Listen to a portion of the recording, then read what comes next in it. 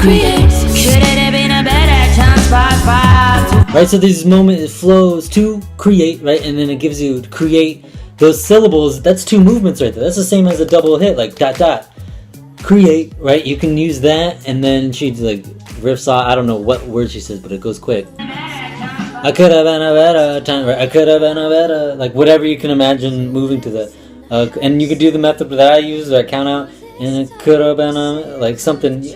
I would necessarily probably wouldn't count that out. I'd probably just try and feel the start and the beginning of that vocal pattern, and I would go, okay, if I moved to that entire pattern in its whole, I could have da whatever. I'm not going to count out each individual thing, but if I did a motion that seemed to fit the beginning, match pieces of the middle, and then finish with the end, visually that's going to come across to the audience as matching kind of whatever the sound just came out.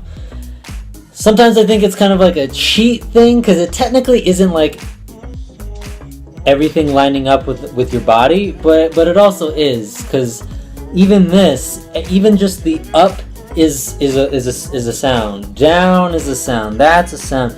So like this whole motion in between, everything that's going on here, it doesn't have to be all these points like, okay, this is one, down here's one. Like even the in between can visually come across as something that's matching the music. That's why something like rolls work. It's not the fact that this image and this image is what's giving it. It's the whole motion in its entirety that's giving it the illusion of the sound, if that makes sense. I know that was kind of a weird way to put it, but like even just rotating here or just boom, like the motion in itself is kind of filling out the time and space of the sound and is kind of accentuating the sound. This is a very subtle thing I'm saying. I am not the best at it, but I know the best use it like this. They're probably not even conscious of it like that, in honesty. I've never heard anyone break it down like this before.